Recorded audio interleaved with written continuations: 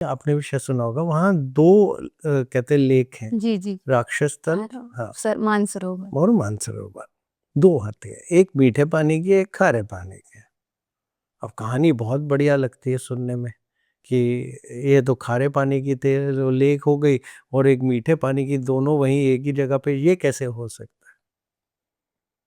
एक में पूरी की पूरी वेव्स आती रहती हैं, उफान भी आता है और एक बिल्कुल शांत है।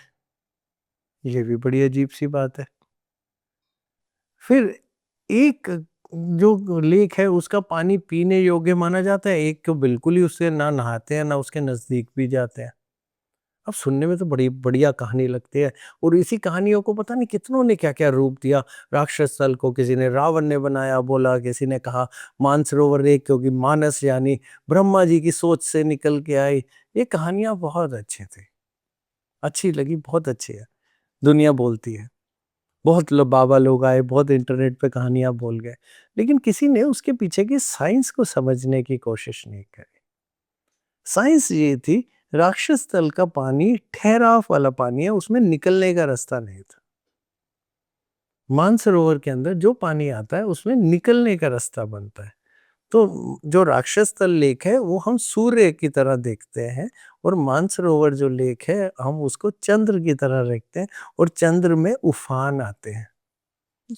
बदलाव आते हैं, तो वो मानसरोवर है। और जो सूर्य की तरह देखते हैं, जो गर्म तत्व की तरफ को जाती है, मिनरल्स की तरफ को जाती है, वो राक्षस तल है।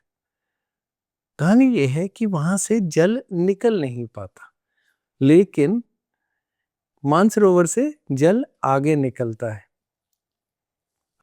जैसे आपने बताया अभी कि मानसरोवर और राक्षस तल उसका पानी पीने योग्य है और उसका पानी पीने योग्य नहीं है। तो क्या उस कारण से है कि उसका पानी आगे चला जाता है इसलिए मीठा है? करेक्ट है। होता क्या है, एक पानी जो निकलता जाएगा वो साफ होता जाएगा, चलता पानी हमेशा साफ होता है।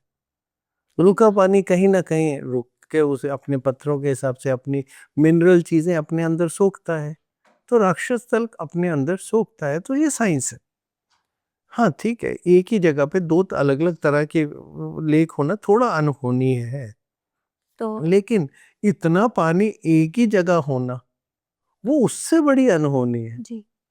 आपको पता है कैलाश के अंदर से 4 नदियां शुरू होती हैं, जी, नहीं।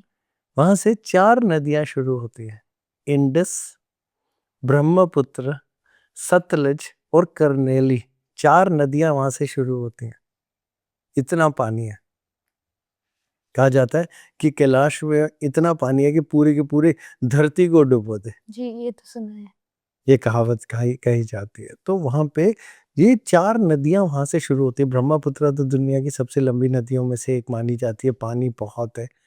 तो वो भी, और करनेली नदी जो है वो नदी है जो गंगा की शुरुआत की तरह देखी जाती है, गंगा से जाके जुड़ जाती है।